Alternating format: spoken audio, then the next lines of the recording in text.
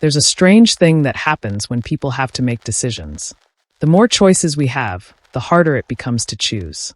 That's the paradox. On the surface, having options looks like freedom. You aren't locked into one path. You get to choose what fits you. But when the options pile up, the weight of making the right decision grows heavier. The pressure to get it right can paralyze you. You don't feel free.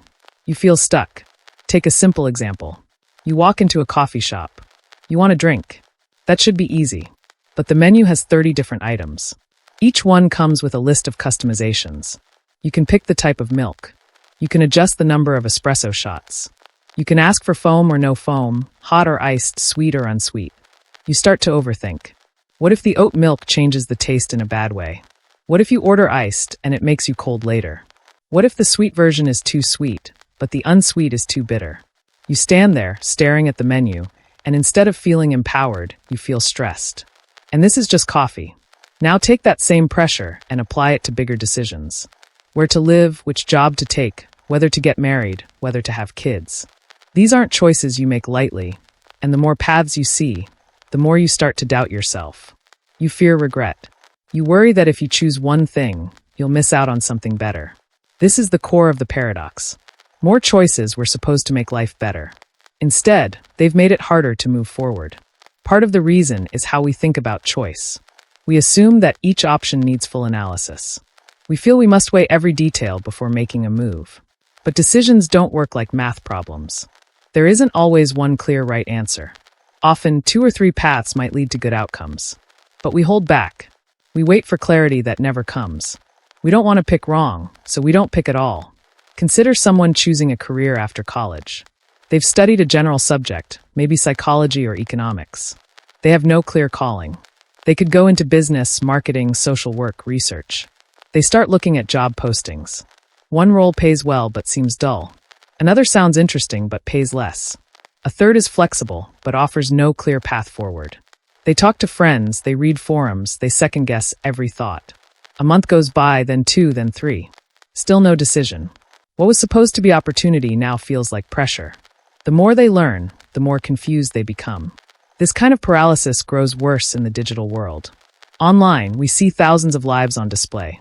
Social media doesn't just show people's choices, it shows their outcomes, at least the ones they curate. Someone posts about quitting their job to travel the world. Another person shares photos from their wedding. Someone else announces they're moving to a new city. Every post becomes a small nudge. Should I be doing that too? Am I falling behind? Did I choose wrong? The mind isn't built for this. It doesn't know how to process endless comparison. Instead of making us wiser, the flood of information makes us less certain. We don't want to settle. We want to optimize. But optimization assumes perfect knowledge, and we never have that. We can't see to settle. We want to optimize. But optimization assumes perfect knowledge, and we never have that. We can't see all the consequences. We can't know how we'll feel in 5 years. But we still try. So we stall. A person deciding whether to end a relationship faces this too. They care about their partner. Things aren't awful, but something feels off. They wonder if they should leave. Then they imagine the future. They picture being single. They think about dating apps. They imagine loneliness. But they also think about freedom, about new connections, about not settling. They flip between those images like a slideshow. Some days, they're sure they should stay. Other days, they're ready to walk, but they don't move. They live in limbo. This indecision isn't just mental. It shows up in the body. People report fatigue, headaches, anxiety. They lose sleep. They feel tight in the chest. The body knows what the mind tries to juggle. It reacts to the pressure. It pushes back, but the signals get ignored. People treat it as stress they just need to power through. They think the answer will come if they think harder, but often they just end up in a loop. The paradox also plays out in group settings. Imagine a team trying to choose a direction for a project. There are 3 good ideas on the table. Each one has pros and cons. No one wants to kill any of them. So they debate. They request more data. They schedule another meeting. Weeks pass. Momentum slows. Eventually, the team picks something, not because it's clearly the best, but because they ran out of time. The process didn't help them find clarity. It helped them delay. The decision didn't feel satisfying. It felt like surrender. People often confuse thoughtful decision making them delay. The decision didn't feel satisfying. It felt like surrender. People often confuse thoughtful decision-making with delay. They say they're being careful. They say they need more time. But time doesn't always help. Sometimes clarity only comes after action. You have to live inside the choice to understand it. You don't know how a job feels until you show up. You don't know how a move feels until you unpack. The mind craves certainty, but life doesn't give it. So waiting becomes a trap. One way people try to escape the trap is by outsourcing the decision. They ask friends what to do. They read advice columns. They look for signs. They try to force meaning out of small events. They hope someone or something will make the choice for them. But that only works for a while. In the end, the burden falls back on them. And if they choose based on someone else's view, they still worry they made the wrong call. Sometimes people make a choice but stay half-committed. They say yes to the job, but keep browsing listings. They move to a new city, but keep imagining the old one. They enter a relationship, but keep one foot out the door. This hedging feels safe, but it drains energy. It keeps them from fully engaging. And without engagement, they don't give the choice a real chance. Then, when things feel off, they blame the choice instead of their lack of commitment. There's no easy fix to this paradox. But awareness helps. When you feel stuck, it's worth asking if you're trying to make the perfect choice instead of a good one. It helps to notice when you're aiming for certainty you'll never get. It also helps to set limits. Give yourself a time frame. Make a list of core values. Look at the worst-case outcome and ask if you can live with it. If you can, maybe it's time to move. Most decisions aren't permanent, but we treat them like they are. That adds pressure.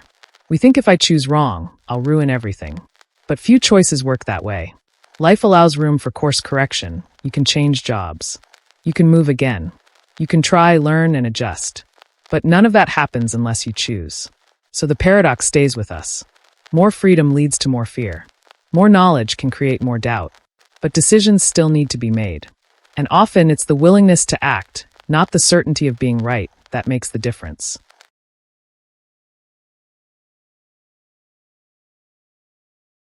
Aaron Burr faced a dilemma that most people don't talk about. It wasn't just about politics or power. It was about trust. It was about loyalty. And it was about choices that don't have clean answers. Burr had ambition, sure. He wanted to lead, to shape the country in ways he thought would work. But ambition alone doesn't explain what happened between him and Alexander Hamilton. To understand the Burr dilemma, you have to slow down and look at what each man stood for, and why their paths were always going to crash into each other. Burr came from a good family. His father was the president of Princeton.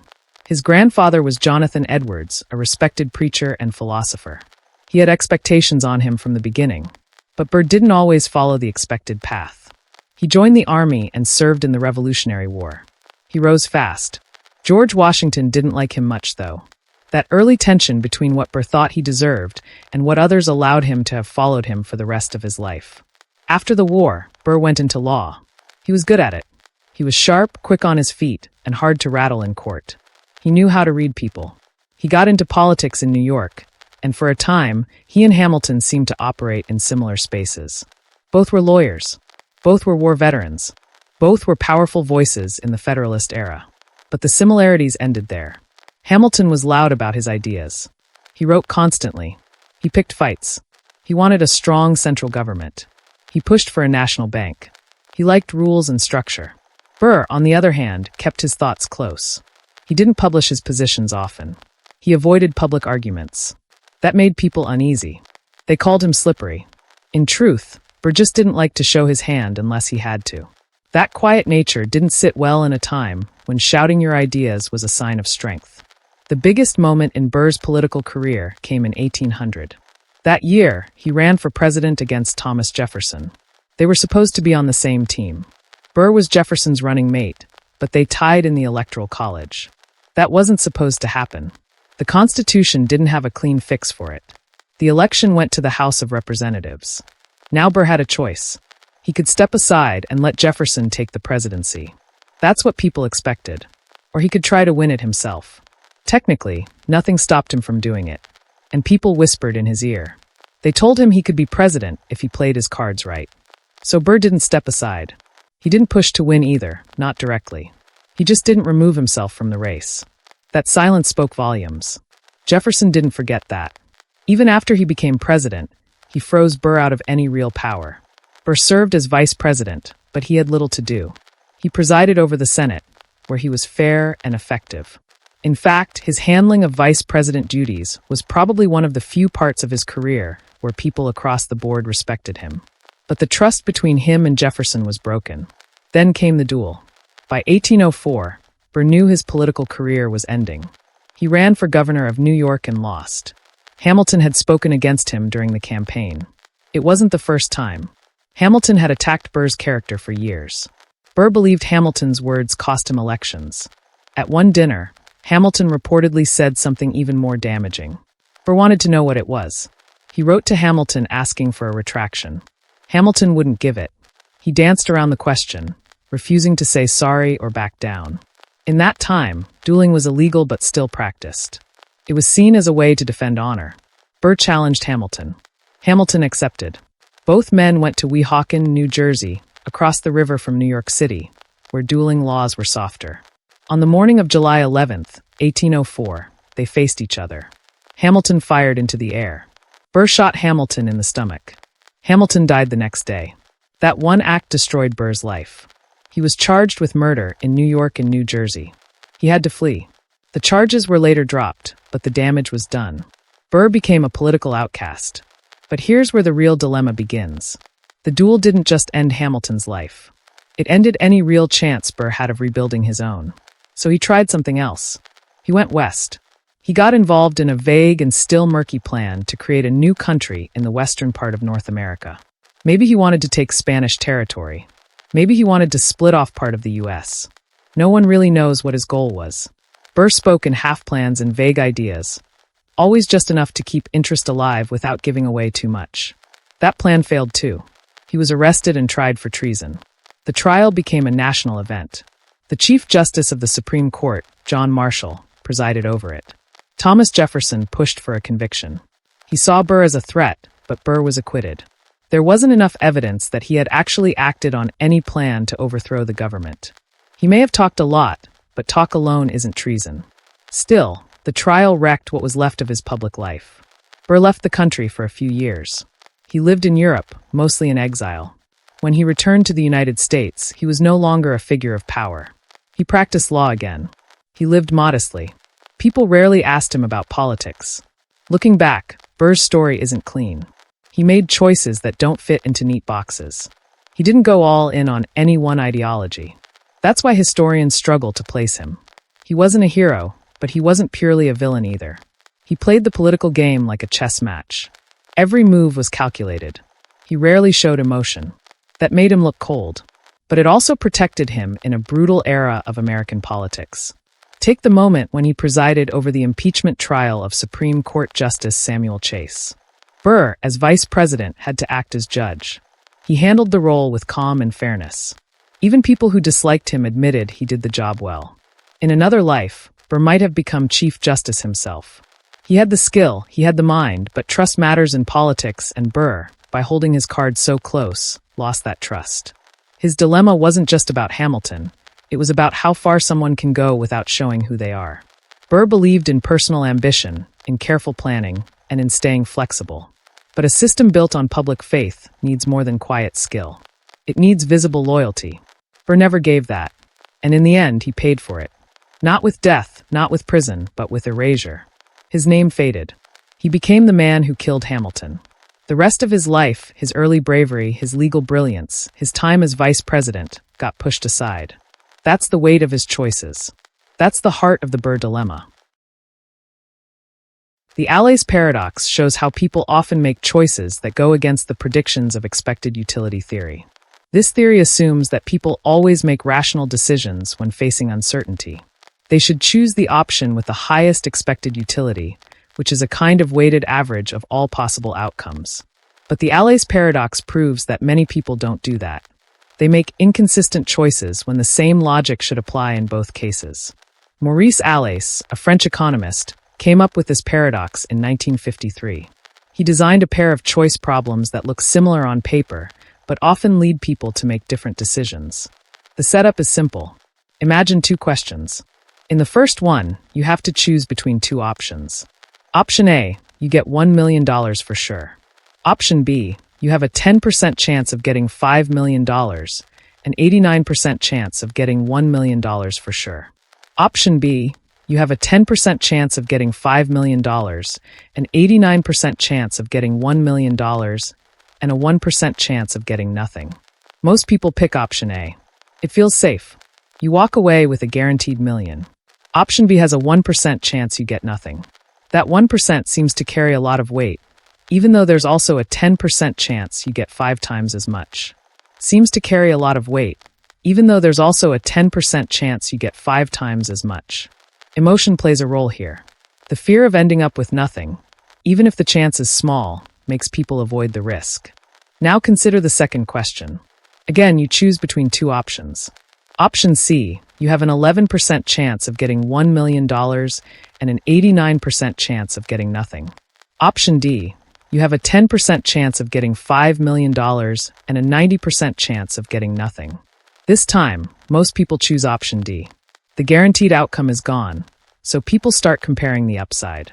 The 10% chance at $5 million looks better than an 11% chance at $1 million less. The risk is there either way, so people lean toward the higher payoff. Here's where the paradox kicks in. If you follow expected utility theory, your preference in the second question should match your preference in the first. The 2 sets of options are just scaled versions of each other, but many people choose A in the first and D in the second. That creates an inconsistency. Let's break this down more. In both cases, option A and option C involve $1 million. In the first case, you're guaranteed it. In the second, you have a small chance. In option B and option D, you have a shot at $5 million, but with some chance of getting nothing. The only real difference between the 2 scenarios is that the first includes a sure outcome. That certainty seems to sway people. This behavior challenges the independence axiom in expected utility theory.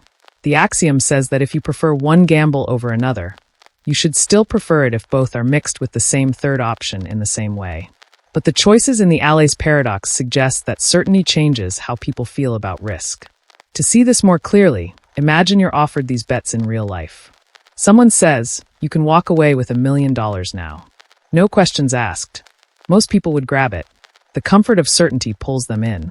Now imagine the same person says, you have a small chance to win either $1 million or $5 million. Suddenly, you weigh the odds differently. You don't have the safety net. The emotional response changes. That shift drives the paradox.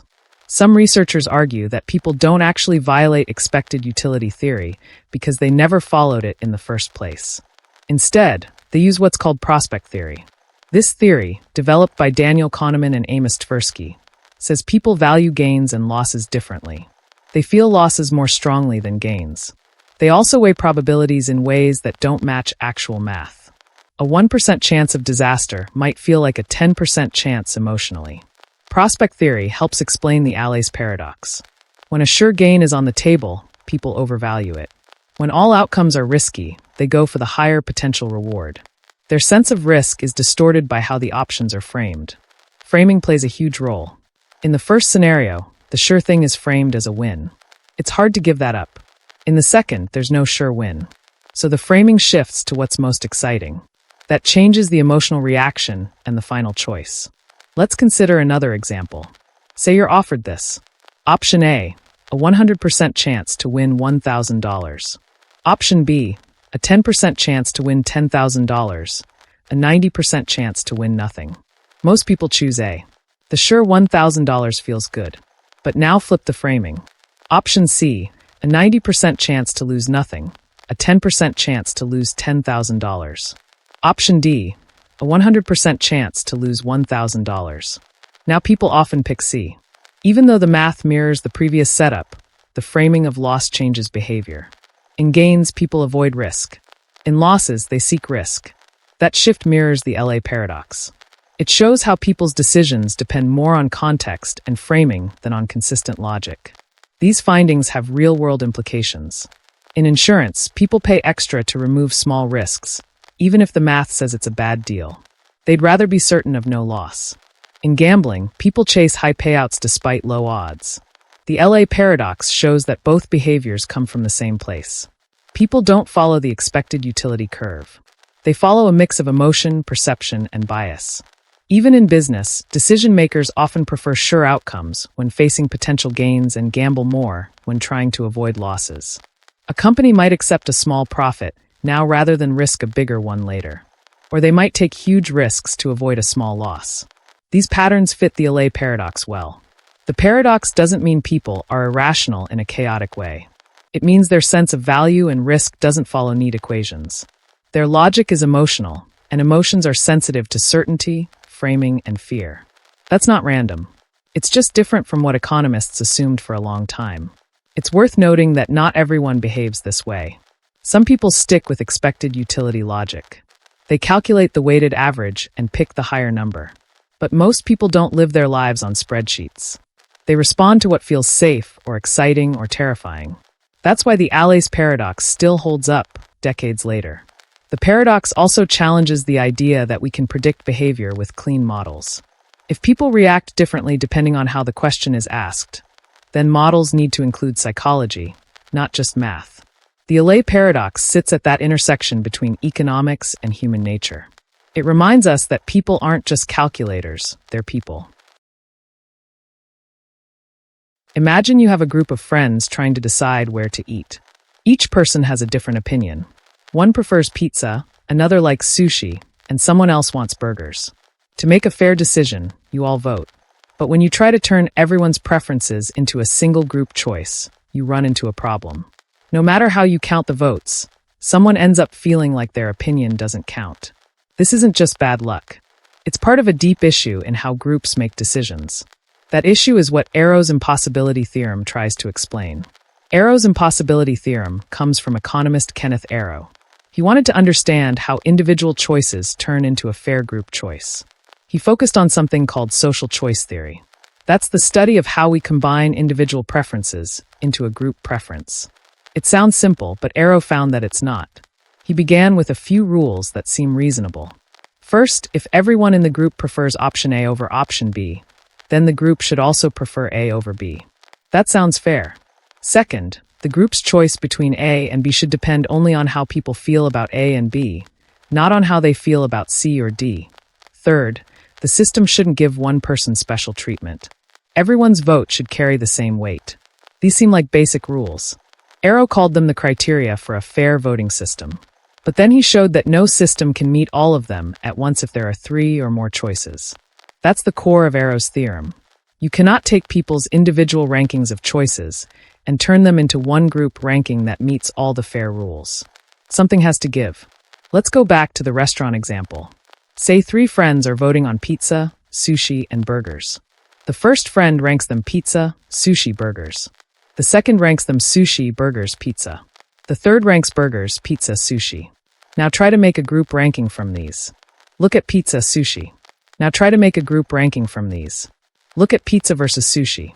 2 people prefer pizza over sushi, so the group should prefer pizza over sushi. Now look at sushi versus burgers. 2 people prefer sushi over burgers, so the group should prefer sushi over burgers. Finally, look at burgers versus pizza. 2 people prefer burgers over pizza, so the group should prefer burgers over pizza. But here's the problem. If the group prefers pizza over sushi, sushi over burgers, and burgers over pizza, the preferences loop in a circle. That's not a clear ranking. The group can't decide what it likes best. This is called a voting cycle, or Condorcet cycle. It shows that majority rule doesn't always give a clean answer. Arrow proved that no matter how you set up the rules, if you try to follow all the fairness criteria, you'll run into problems like this. The only way to avoid the problem is to break one of the fairness rules. For example, you might let one person decide everything. That's called a dictatorship, and it avoids the cycle, but it's clearly unfair. Or, you might allow outside factors to affect the choice, which breaks the rule that says only the rankings between 2 items should matter. People often think that if we just find the right voting system, we can make fair group decisions. Arrow's theorem says that's not always possible. It's not a flaw in the system. Its theorem says that's not always possible. It's not a flaw in the system. It's a limit on what systems can do. This might sound abstract, but it affects real-life decisions. Think about elections. Suppose voters rank 3 candidates. Candidate A is ranked higher than B by most people. B's is ranked higher than C, but C is ranked higher than A. The group preference loops, just like in the restaurant case. No matter how the election is run, the result can feel unfair to someone. Even if the process follows all the rules, it can still lead to an outcome that doesn't match what people really want. Another example is in committee decisions. Suppose a company has to choose between 3 plans. Different departments have different priorities. When they vote, they might end up in a cycle where no plan gets full support, and any 2 departments can block the third. The group can't move forward, even though each member has a clear ranking. Some systems try to work around Arrow's problem. For example, ranked choice voting asks voters to rank the options, then eliminates the least popular choices one at a time. But this method doesn't always follow the fairness rules. It can still give results where the group preference depends on irrelevant options, or where some votes count more than others. Others use a point system like the board account. Voters rank the choices, and each rank gives a different number of points. The option with the most points wins. This system avoids some cycles, but it breaks the rule about ignoring irrelevant choices. If someone changes their ranking of a non-winning option, it can change who wins. Arrow's theorem doesn't say we can't make group decisions. It says we have to choose which fairness rule we're willing to give up. That means every voting system makes trade-offs. There's no perfect method. Some people argue this makes democracy flawed, but that's not the right way to look at it. Arrow's theorem doesn't say democracy is bad. It says we need to understand its limits. No system can turn personal opinions into a perfect group decision. So we need to think about which values matter most to us: equality, simplicity, stability, and choose systems that match those values.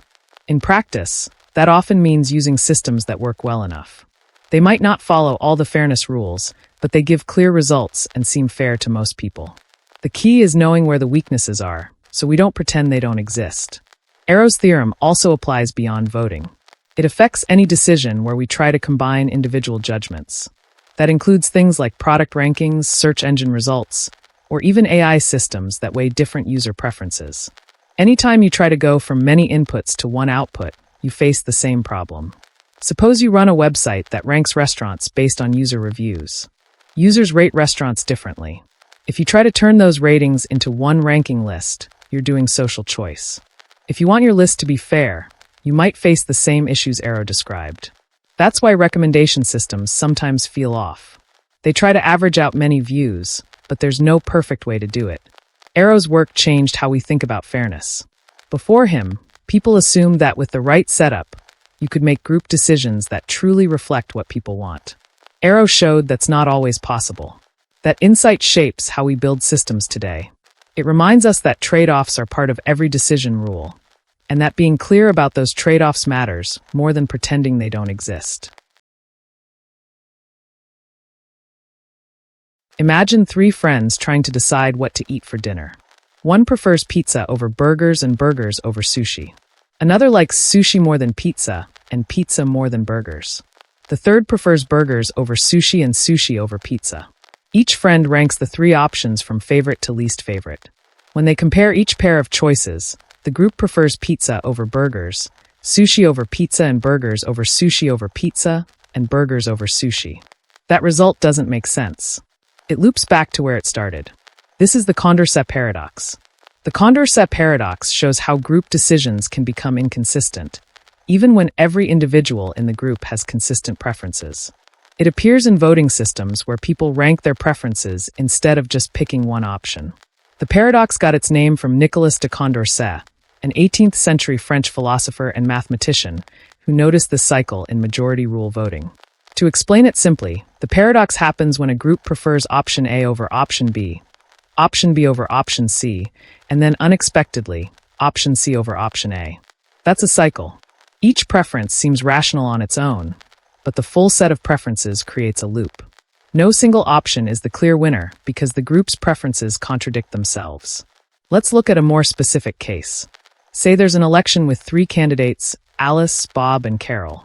Voters rank the candidates from most to least preferred. Suppose there are 30 voters divided like this. 10 voters prefer Alice the most. They rank Bob second and Carol last. Another 10 voters prefer Bob first. They rank Carol second and put Alice last. The remaining 10 voters choose Carol as their top choice. They rank Alice second and put Alice last. The remaining 10 voters choose Carol as their top choice. They rank Alice second and place Bob last. Now we look at the pairwise matchups. Between Alice and Bob, 10 prefer Alice, first group, 10 prefer Bob, second group, and 10 prefer Carol, but rank Alice above Bob, third group, so Alice gets 20 votes over Bob's 10. Alice beats Bob. Next, Bob versus Carol. First group prefers Bob, second group prefers Bob, third group prefers Carol. That's 20 votes for Bob, 10 for Carol. Bob beats Carol. Now Carol versus Alice. First group prefers Alice, second group prefers Carol, third group prefers Carol. That's 20 votes for Carol, 10 for Alice. Prefers Carol, third group prefers Carol. That's 20 votes for Carol, 10 for Alice. Carol beats Alice. We've hit a loop. Alice beats Bob, Bob beats Carol, and Carol beats Alice. There's no clear winner. Every candidate both wins and loses, depending on who they're compared against. This is a Condorcet cycle. In an ideal voting system, we'd expect that if most people prefer A over B and B over C, then they should also prefer A over C. That's called transitivity. But when we use majority voting on rankings, transitivity can break down. The group behaves differently from the individuals. This isn't just a weird math trick. It matters in real decision-making. Anytime people vote on more than two options using rankings or preferences, this problem can appear. Political elections are the obvious example. But it also happens in business meetings, committee decisions, and even informal group choices, like friends picking a movie or coworkers choosing a project plan. Suppose a team at work needs to pick a new software tool. 3 tools are on the table. Different departments rank them based on what they need. Marketing likes tool A best. Engineering prefers tool B. Design wants tool C. Each department ranks the others differently. When they vote on each pair of tools, they find A beats B, B beats C, and C beats A. No tool clearly wins. The cycle creates confusion. Even though every department made a clear choice, the group can't agree. This paradox also raises questions about fairness. In most cases, people want a voting method that gives consistent and fair results. But if the voting system can produce contradictory outcomes, is it really fair? It also opens the door for manipulation. If someone knows how the rest of the group is voting, they might rank choices in a strategic way, not to show what they truly prefer, but to influence the result. That's called tactical voting. Let's say you like candidate A the most, then B, then C. But if you think A can't win, and the real contest is between B and C, you might rank B first to block C. In a system with cycles, these tactics become more common. People stop voting honestly and start trying to guess what others will do. That makes the process even messier. The paradox has led to many alternative voting systems. Some systems try to avoid cycles. Others accept that cycles might happen and use tiebreaker rules. The Condorcet method, for example, tries to find a candidate who would win every one-on-one contest. If there's no such candidate, it accepts the cycle and picks the least problematic option using secondary rules. But even those systems have trade-offs. Some are hard to understand. Others are tough to implement. In real-life elections, simplicity often wins. That's why many countries stick to basic systems like first past the post, where each voter picks one candidate and the one with the most votes wins. But those systems can ignore important preferences and often lead to strategic voting too. The Condorcet paradox reminds us that democracy is complex. Just because each person votes logically doesn't mean the group will act logically. The system we use to gather and count those votes affects the outcome. We think of voting as a way to reflect the will of the people. But how we ask the question and how we tally the answers can twist the result. Another way to look at it is through sports. How we ask the question and how we tally the answers can twist the result. Another way to look at it is through sports. Say there are 3 teams, Team X, Team Y, and Team Z. Team X beats Team Y in a match, Team Y beats Team Z, then Team Z beats Team X. No team is clearly better than the others. If you just look at the results one pair at a time, each team looks superior to one and inferior to another. That circular outcome can happen in playoffs and tournaments. Sports fans may shrug it off, but when it happens in voting, the stakes are higher. In the world of economics and social choice theory, the Condorcet paradox is one of many examples showing that group decision-making isn't always clean. People may want to believe that voting leads to clear answers, but math tells a different story. Even with good intentions, fair rules, and honest votes, a group can still run into contradictions. We can try to avoid the problem by reducing the number of options, or by simplifying how we vote. But both of those come at a cost. Fewer options mean less choice. Simpler rules can miss key preferences. It's a balancing act. Every voting system faces trade-offs between fairness, clarity, and strategy. Some argue that the paradox is a good thing. It shows that no one option dominates all others. In that sense, the cycle forces compromise. If there's no clear winner, maybe the group needs to talk it out, adjust the options, or come up with a solution everyone can live with. That approach can lead to better decisions, but it takes more time and effort, and not every group is willing to do that. In small groups, people might resolve the paradox by discussing their preferences and coming to a shared understanding. But in large elections or formal settings, there's often no room for that kind of negotiation. The system must decide. And if the system allows cycles, then sometimes the result will seem arbitrary or worse, unfair. The Condorcet paradox shows that preferences are more complex than they seem. It warns us not to assume that majority rule always leads to sensible outcomes. It invites us to think carefully about how we make collective choices. Not every paradox has a fix. Some are just part of how systems work. Understanding them helps us use those systems more wisely. The ABILENE paradox is a strange thing that happens in groups. It's when people go along with a decision that none of them really want, because each person thinks everyone else wants it. No one speaks up, so the group ends up doing something that nobody truly supports. This usually happens in families, teams, workplaces, and other situations where people don't want to rock the boat. The name comes from a story told by Jerry B. Harvey, a management expert. In the story, a family in Texas is sitting on a porch on a hot afternoon. I'd love to invite you to share in the comments where you're listening from and what time it is. It's incredible to think about how we're all connected through these stories and ideas. If you enjoy these thought-provoking explorations, consider subscribing to Tired Thinker so we can keep bringing you reflective narratives. Now settle in, get comfortable, and let your imagination drift as we delve into the mind-boggling paradoxes and mysteries. Someone says, let's go to ABILENE.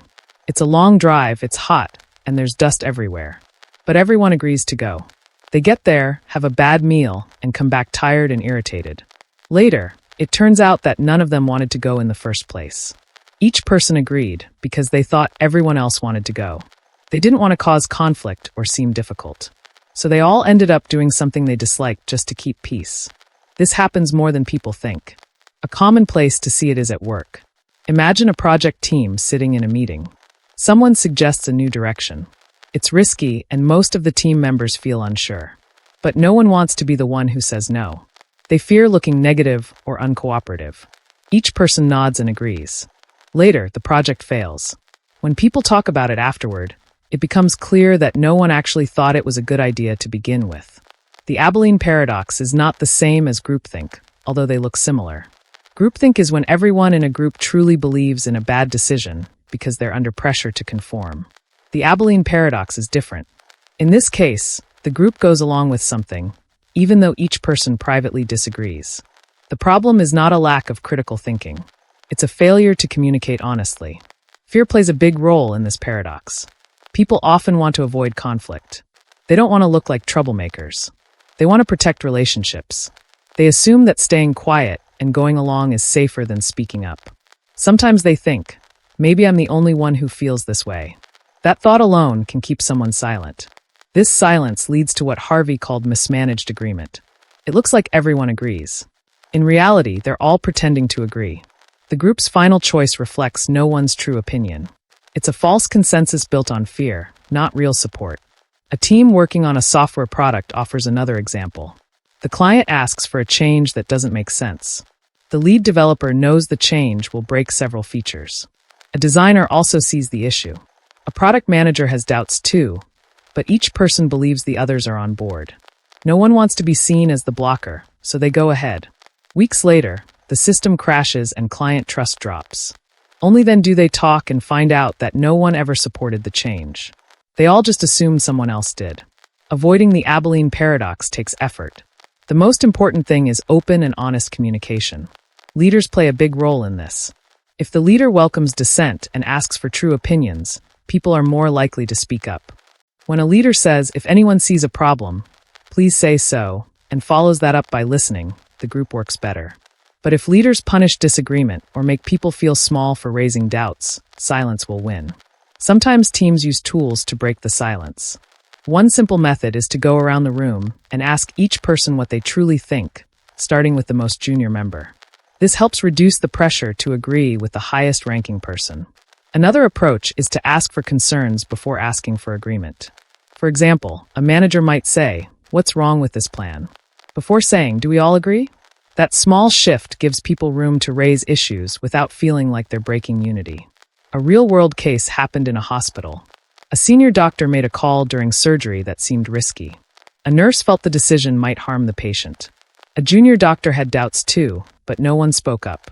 Afterward, when complications occurred, it turned out that several team members had the same worry. They just didn't speak because they feared the senior doctor's reaction. They didn't want to embarrass anyone or look like they were overstepping. The team took the patient to ABILENE, in a sense, because no one wanted to challenge what they thought was the group's decision. The paradox also shows up in everyday life. Think about a group of friends trying to pick a restaurant. One person says, "Let's get sushi." No one really wants sushi, but everyone says sure. They don't want to be difficult or seem picky. Later, someone says, "I actually don't like sushi much."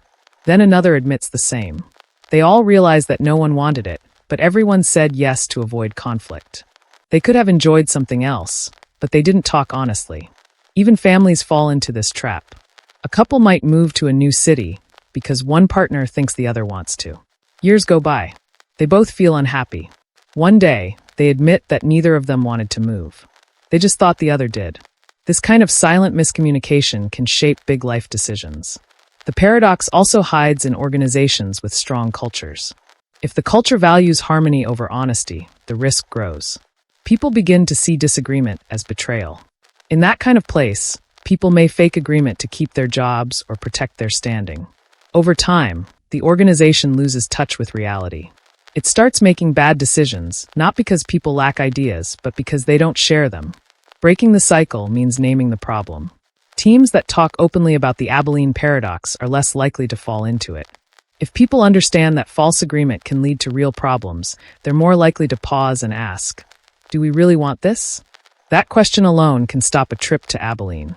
New team members often feel this pressure the most. They don't know the dynamics. They want to fit in. If they see others agreeing, they assume that's the safe path. But when teams normalize disagreement and curiosity, new voices add value right away. If someone asks, "Is this really our best move?" and hears, "Thanks for asking," they learn that speaking up is okay. A company once built a major campaign based on a single idea pitched by a well-liked executive. No one else in the room thought the idea was good, but everyone smiled and said yes. The campaign launched failed and cost millions. Later reviews showed that multiple people had doubts, but none of them spoke because they assumed the group was on board. That one unchallenged yes steered the whole ship toward failure. The ABILENE paradox reminds us that agreement isn't always a sign of alignment. Sometimes it's just fear wearing a mask. Teams, families, and groups that care about each other must learn to speak up. Not to argue, but to stay honest. Because the worst kind of mistake is one that everyone sees coming, but no one tries to stop. The Chainstore paradox is a problem in game theory. It shows how logic can go against what we see in the real world. The paradox deals with how large firms treat smaller competitors. Specifically, it asks why a powerful chain store would lower prices to fight small new entrants, even when that move doesn't make sense if everyone acts rationally. The paradox is tied to reputation and the role it plays in shaping future behavior. Imagine a large national grocery chain. It's profitable and has stores across the country. A small local grocery store opens in a new town. The chain has a choice. Ignore the newcomer and keep prices the same or cut prices to drive the smaller store out. Cutting prices hurts profits in the short term. According to classic game theory, the large store should not fight the entrant. If the small store only affects one town and the large chain can't change prices elsewhere, there's no gain in starting a price war. Yet in practice, many chains fight hard to keep new stores out. That's where the paradox begins. This paradox came from economist Reinhard Selten in 1978. He pointed out the difference between what theory predicts and what companies actually do. In a one-time game, there's no reason for the chain store to fight. But in real life, Markets are not one-shot games. There are many potential entrants watching how the large chain responds. If the chain store lets one new competitor in without resistance, others may follow. If it crushes the first competitor, it might scare off future ones. The chain may accept short-term losses to protect long-term market power. This is how reputation enters the model. Let's break this down further. Suppose there are 10 towns without chain stores. In each town, a new entrant considers opening a store. Each one decides in turn, not all at once. The chain store faces the same decision each time: fight or ignore. If the chain always ignores, each entrant sees a safe opportunity. If the chain fights the first entrant and makes it clear that it will do the same in every town, the rest may back off. Even if fighting means a short-term loss, it can be worth it if it keeps others from trying. Here is the core of the paradox.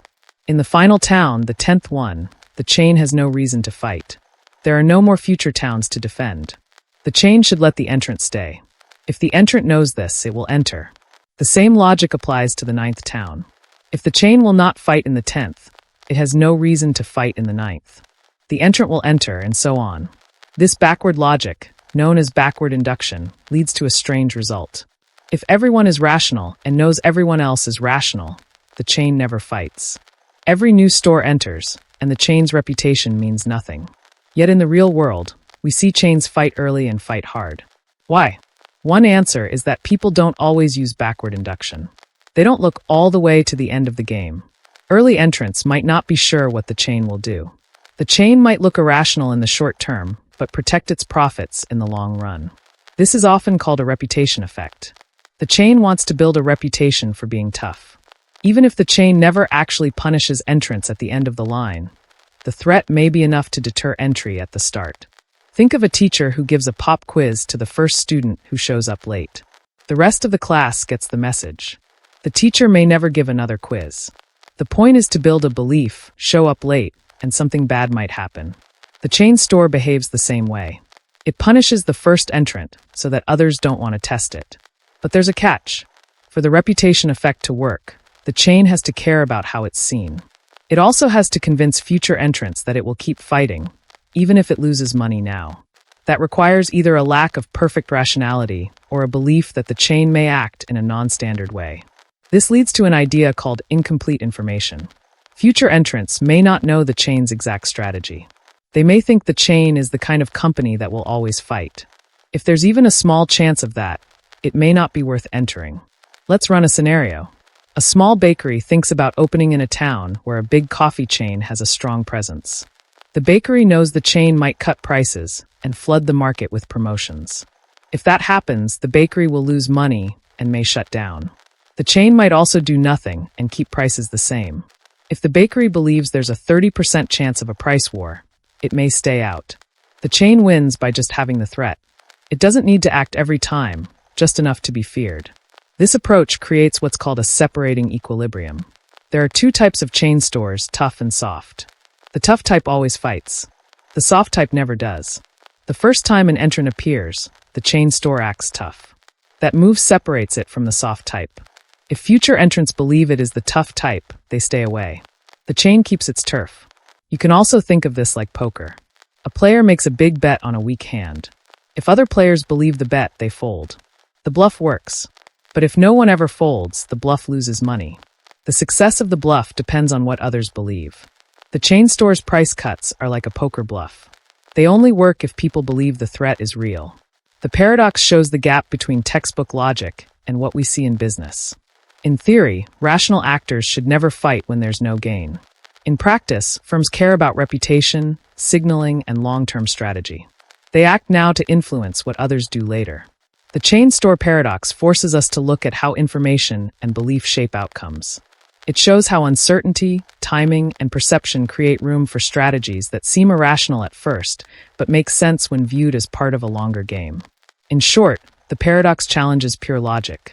It reminds us that behavior is not just about direct payoffs, but about what others believe we will do next. The apportionment paradox happens when a method used to fairly divide something, like seats in a legislature, ends up creating results that feel unfair or even illogical. This paradox shows up most often in politics, especially when dividing congressional seats among states based on population. Even when everyone agrees on the rules beforehand, the final outcome can surprise people. The paradox doesn't mean anyone cheated or made a mistake. It means that sometimes numbers behave in ways that clash with what people see as fair. Imagine a country with 100 seats in its national legislature. These seats are given to states based on how many people live in each one. Say one state has 10% of the population, it should get 10 seats. Another has 20% and should get 20 seats. So far, so good. But populations don't break down that neatly. What if one state deserves 10.4 seats and another deserves 10.6? You can't give out fractions of seats, so you have to round. But how you round makes a big difference.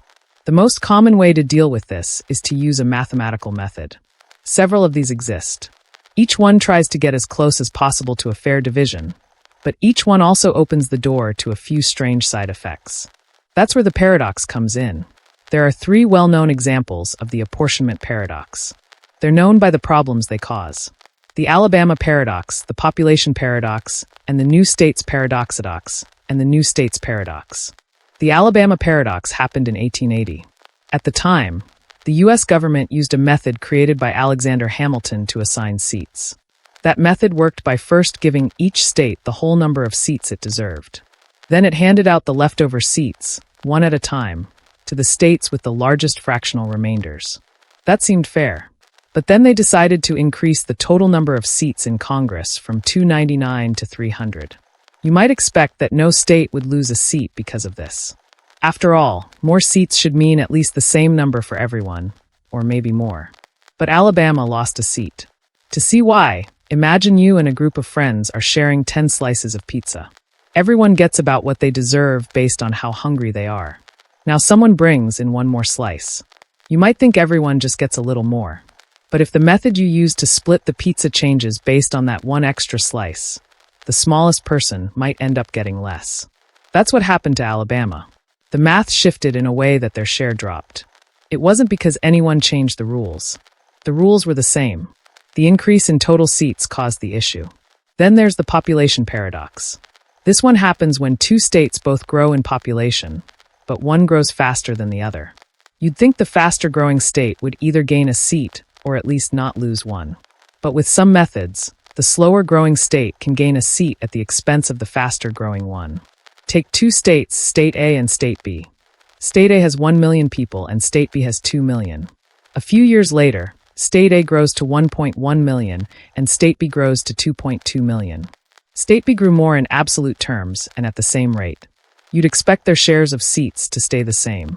But with some methods, State A ends up with more seats and State B with fewer.